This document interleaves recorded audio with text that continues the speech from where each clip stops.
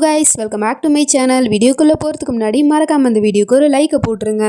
Last பார்ட்டில் நம்ம psycho ஹீரோவை நோக்கி ஒரு கார் வேகமாக வந்துட்டு இருக்கோம். அதை கவனிக்காமல் அவன் பட்டிக்கே போயிட்டு இருக்கான். நம்ம ஹீரோயினி கவனிச்சிட்டா. ஓம்கார் அப்படின்னு சொல்லிட்டு கத்துறா. அந்த சவுண்டு கேட்டதுக்கு அப்புறமா தான் ரெண்டாவது பொண்டாட்டி எதிர்த்தாப்புல கார் வருது அப்படிங்கிறத கவனிச்சு புருஷங்காரனை இழுத்து இந்த பக்கம் காப்பாத்திடுறா. அதுக்கப்புறம் நம்ம ஹீரோயினி ஓடி போயிட்டு என்னாச்சு ஓம்கார், நீங்க நல்லா இருக்கீங்கல்ல அப்படின்னு சொல்லிட்டு கேட்டா அவன் என்னடானா கோவமா மூஞ்சி திருப்பிக்கிட்டு அங்கிருந்து கிளம்பி போயிட்டு இருக்கான். இவளுக்கு ஒண்ணுமே புரியல. ஏன்னா அந்த கார் நேரா வருது, பட் பிரேக் பிடிக்கல அப்படிங்கும் போது ஹார்னாவது அடிச்சிருக்கலாம்ல, அதுவும் அடிக்கல. அப்படி ஒரு வேளை பிரேக் ஒர்க் ஆகல அப்படின்னா சைட்லயாவது போயிருக்கலாம்ல. ஆனா நேரா ஓம்காராவை இடிக்க வந்த மாதிரி தானே தெரிஞ்சிச்சு. ஒருவேளை ஓம்காராவை யாராவது கொல்ல பாக்குறாங்களா, அது யாரா இருக்கும் அப்படிங்கிற மாதிரி சொல்லிட்டு யோசிச்சிருக்கா. அதே சமயம் இந்த பக்கம் வீட்டுல மாமியாருக்கு குருஜி கால் பண்ணி ஒரு விஷயத்த சொல்றாரு. ஆனா அவர் என்ன சொல்ல வராரு அப்படிங்கிறது இந்த அம்மாவுக்கு கேட்கல. டவர் கிடைக்கல போல. அதனால வேலைக்காரனை கூப்பிட்டு டவர் கிடைக்கல, எங்க கிடைக்குதுன்னு பாரு அப்படிங்கிற மாதிரி சொல்லிட்டு போனை கொடுத்துட்றாங்க. அவனுமே இந்த பக்கமும் அந்த பக்கமும் போனை வச்சிட்டு இருக்கான். அப்ப கால் ஸ்லிப் ஆகி கீழேயுமே போயிட்டு அந்த போனை போட்டுறான். அதுக்கப்புறமா தான் டவர் கிடைக்குது போல. அவருமே விஷயத்த சொல்லிடுறாரு.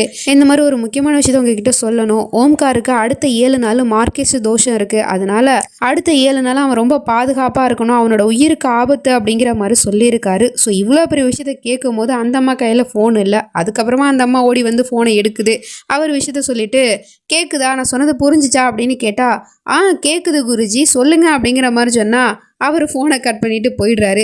என்னது இவர் கேட்குதான்னு கேட்டாரு, பேசுறதுக்குள்ளே ஃபோனை கட் பண்ணிட்டு போயிட்டாரு அப்படிங்கிற மாதிரி முழிச்சிட்டு இருக்கு. அப்பதான் பார்த்தா நம்ம ஹீரோவுமே வீட்டுக்குள்ளே வந்துகிட்டு இருக்கான். அவனோட கையில் வந்து அடிபட்டுருக்கு. உடனே இந்த அம்மா பதறுது.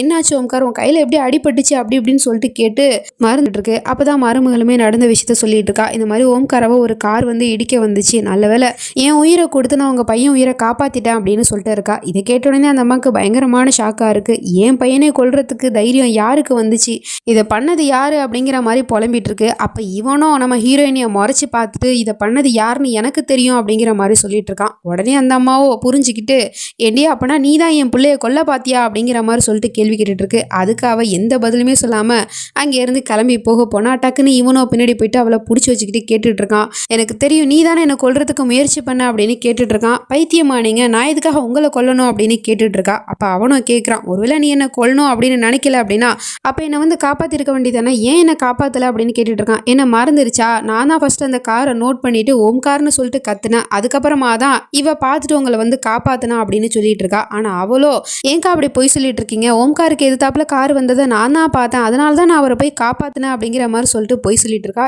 இவளுக்கு ஒன்றும் புரியல.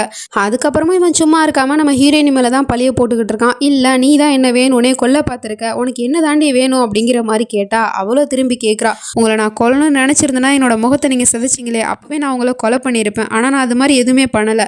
நீங்கள் பண்ண தப்ப நான் உங்களுக்கு புரிய வைக்கணும் அப்படிங்கிறதுக்காக தான் ஒரு சில விஷயம் பண்ணேன். அதை நீங்கள் புரிஞ்சுக்கிட்டா உங்களுக்கு நல்லது அப்படிங்கிற மாதிரி சொல்லிட்டு இருக்கா. இப்போ அப்படியே கட் பண்ணால் கொஞ்சம் நேரம் கழிச்சு பாய் ஃப்ரெண்டை இவ வந்து மீட் பண்ணிக்கிட்டு இருக்கா. ஆக்சுவலி அந்த காருக்காரன் வந்தான் இல்லையா, அந்த காரை ஓட்டிட்டு வந்ததே இவன் தான் போல.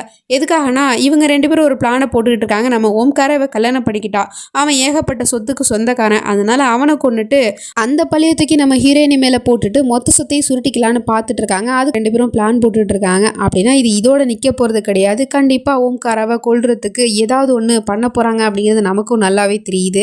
நம்ம ஹீரோவோ திரும்ப திரும்ப நம்ம ஹீரோயினியை பற்றியே யோசிச்சு இருக்கான். அவள் வந்து ஏன் காப்பாற்றலை அப்படிங்கிற ஒரு கேள்வி அவனுக்குள்ளே வந்துக்கிட்டே இருக்கு. அதுக்கப்புறம் ஒர்க் அவுட்டை முடிச்சுட்டு போய் உட்காந்துருக்கான். அந்த வேலைக்காரனு வந்து ப்ரோட்டீன் ஷேக் வந்து கொடுத்துட்டு இருக்கான். அவன் அதை குடிச்சிட்டு இருக்கும் போதே பார்த்தா மாமியார் வேற ஒரு பாட்டில் எடுத்துகிட்டு வந்துட்டு இருக்காங்க. இந்தாப்பா ப்ரோட்டீன் ஷேக்குன்னு சொல்லிட்டு இவன் சொல்லிட்டு இருக்கான், அதான் இதோ இருக்கேம்மா அப்படின்னு. ஆனால் இது தானேப்பா நான் உனக்கு ரெடி பண்ணேன், அப்புறம் பார்க்கறதுக்கு 2 பாட்டிலும் ஒரே மாதிரியே இருக்கே, இது எப்படி வந்துச்சு, இதுதானே உன்னோட பாட்டில், இங்கே பாரு இதில் நான் உன்னோட பேர் கூட போட்டிருக்கேன் அப்படிங்கிற மாதிரி சொல்லிட்டு இருக்கு. அவனுக்கு ஒன்றும் புரியல. அப்போ இந்த பாட்டில் எங்கே இருந்து வந்துச்சு அப்படின்னு வேலைக்காரங்கிட்டையுமே கேட்டுட்டு இருக்கான். அவனும் சொல்கிறான், இது வந்து அங்கே டேபிளில் இருந்துச்சு, நான் நினச்சிக்கிட்டேன் அம்மா தான் இதை ரெடி பண்ணாங்க உங்களுக்குன்னு சொல்லிட்டு தான் எடுத்துகிட்டு வந்து கொடுத்தேன், மற்றபடி எனக்கு எதுவும் தெரியாது அப்படின்னு சொல்லிடுறான். ஆக்சுவலி இதை ரெடி பண்ணதே இங்கே நிற்கிறா இல்லையா இந்த வில்லிக்காரி தான். அதை அவன் பெருசாக கண்டுக்காமல் குடிச்சிடுறான். குடிச்ச அடுத்த நிமிஷமே அவனுக்கு ஒரு மாதிரியா மூச்சு திணற ஆரம்பிக்குது. அப்புறம் கொஞ்ச நேரத்துலேயே அவனுக்கு வாமிட் வர ஆரம்பிச்சிருச்சு. ரொம்ப பயங்கரமாக துடிச்சிக்கிட்டு இருக்கான்.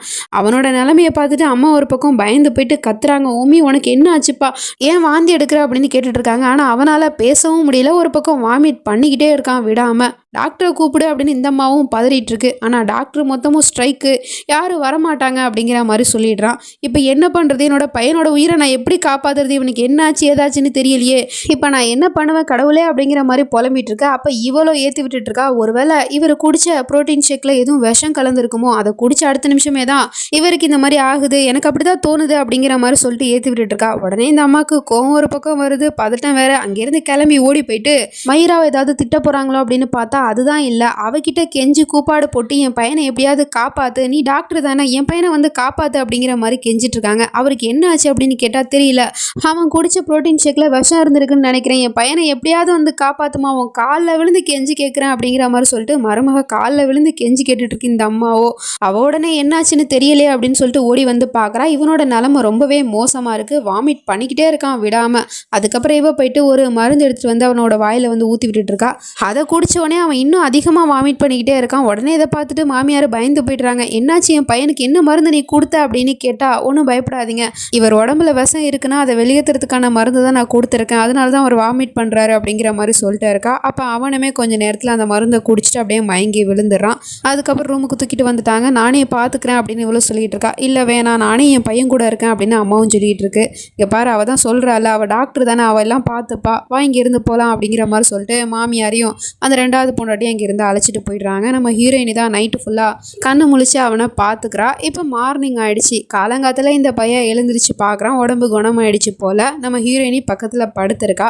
அவளோட அந்த அழகான முகத்தை பார்த்துட்டு இவனுக்கு அந்த பழைய காதல் ஞாபகம் வந்துடுது. அதனால அவளோட முகத்துலையுமே கிஸ் பண்ணிக்கிட்டு பார்த்துட்டு இருக்கான். அப்போ பார்த்தா அவள் தூக்கத்தில் இந்த பக்கமாக திரும்பி பார்க்குறா. அப்போ அவளோட அந்த முகத்தை பார்த்துட்டு அவனுக்கு இப்போது கோபமும் வெறுப்பும் வருது. அவள் இது வரைக்கும் பண்ண எல்லாத்தையுமே நினச்சி பார்த்துட்டு, இல்லை இவ தான் எனக்கு விஷம் கொடுத்துருக்கா, அந்த ப்ரோட்டீன் ஷேக்கில் விஷத்தை கலந்ததே இவ தான் அப்படிங்கிற மாதிரி சொல்லிட்டு இவன் அங்கேருந்து கிளம்பி கோவமாக போயிடுறான். கொஞ்ச நேரம் கழிச்சு மாமியாருமே வந்து பார்த்துட்டு, நீ ஓகேவாப்பா, இப்போ நல்லா இருக்கியா, உனக்கு உடம்பு எப்படி இருக்குது அப்படின்னு கேட்டால் அவன் அதுக்கு எதுவுமே பதில் சொல்லாமல், அம்மா என்னோட திங்ஸ் எல்லாத்தையுமே பேக் பண்ணுங்கள், நான் இங்கேருந்து கிளம்பணும் அப்படிங்கிற மாதிரி சொல்லிட்டு இருக்கான். ஆனால் எங்கப்பா போகிற அப்படின்னு கேட்டால் அதெல்லாம் கேட்காதீங்க, என்னோட திங்ஸை பேக் பண்ணுங்கள் அப்படிங்கிற மாதிரி கத்திட்டு இருக்கான். கொஞ்ச நேரம் கழிச்சு நம்ம ஹீரோயினி கண்ணு முழிச்சு பார்க்குறா. அங்கே புருஷங்காரனை காணோம். உடனே அவள் கீழே ஓடி வந்து பார்க்குறா. மாமியார்கிட்டையுமே கேட்குறா, என்னாச்சு ஓம்கார் எங்கே போனார், அவர் ரூமில் இல்லையே அப்படின்னு கேட்டால் அவன் எங்கே போனால் உனக்கு என்ன அப்படின்னு இந்த அம்மாவும் திமிரா பேசிகிட்டு இருக்கு.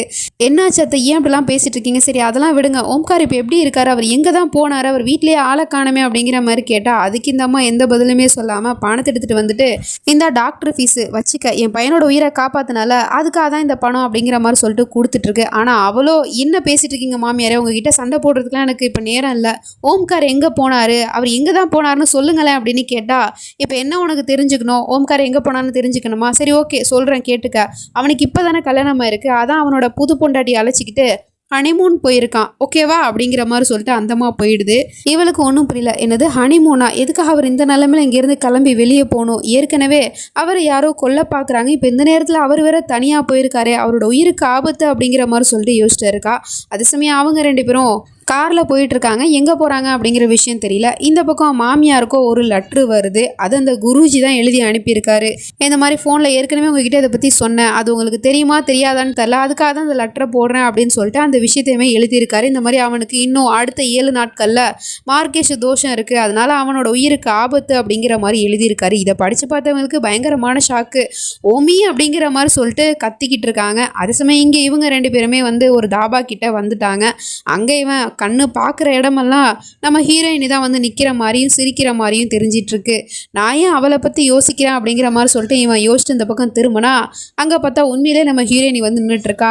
இவ எப்படி இங்கே வந்தா அப்படின்னு முழிச்சிட்ருக்கான். அப்போ அவளே கேட்குறா, என்ன ஓம்கார் ஹனிமூனுக்கு வந்திருக்கீங்க, உங்களோட ஒரு பொண்டாட்டியை மட்டும் கூட்டிகிட்டு வந்திருக்கீங்க, என்ன கூப்பிட மறந்துட்டீங்க, அதான் நானே வந்துட்டேன் அப்படிங்கிற மாதிரி சொல்லிட்டு வந்துட்டுருக்கா. அவனுக்கு ஒன்றும் புரியல. நீ எப்படி இங்கே வந்த, உனக்கு எப்படி இந்த இடம் தெரியும், நான் இங்கே தான் வரணும் உனக்கு எப்படி தெரியும் அப்படின்னு கேட்டால், அது எப்படி தெரியும்னா ஏற்கனவே இந்த காட்டை பற்றி என்கிட்ட சொல்லியிருக்கீங்க அப்படின்னு சொல்லிட்டு இருக்கா. ஏற்கனவே நம்ம ஹீரோயினி கூண்டுக்குள்ளே இருந்தா இல்லையா, அப்போ அந்த கூண்டை விட்டு தப்பிச்சு போக அவள் முயற்சி பண்ணும்போது அப்போ அவன் சொல்லியிருப்பான், இங்கே பாரு நீ இப்படியே தப்பிச்சு போக முயற்சி பண்ணிகிட்டே இருந்தா அப்படின்னா அதுக்கப்புறம் எனக்கு பிடிச்ச ஒரு காடு ஒன்று இருக்குது பக்கத்தில், அங்கே உன்னை கூட்டிகிட்டு போயிடுவேன், அங்கே யாரும் வரமாட்டாங்க, நீயும் நானும் மட்டும்தான், அங்கேருந்து உன்னால் எங்கேயுமே தப்பிச்சு போக முடியாது அப்படின்னு சொல்லியிருப்பான். ஸோ அதை கெஸ் பண்ணி தான் எனக்கு நீங்கள் இங்கே தான் வந்திருப்பீங்கன்னு தோணுச்சு, நானுமே இங்கே வந்துட்டேன், பார்த்தா நீங்களுமே இங்கே இருக்கீங்க அப்படிங்கிற மாதிரி சொல்லிட்டு இருக்கா. இதை கேட்ட உடனே அவனுக்கு பயங்கரமாக கோவம் வருது. அப்படியே முழிச்சிக்கிட்டு இருக்கான். இதுக்கப்புறம் என்ன நடக்க போகுது அப்படிங்களா நம்ம நெக்ஸ்ட் பார்ட்டில் தான் பார்த்து தெரிஞ்சுக்கணும். அது வரைக்கும் பை ஃப்ரெண்ட்ஸ்.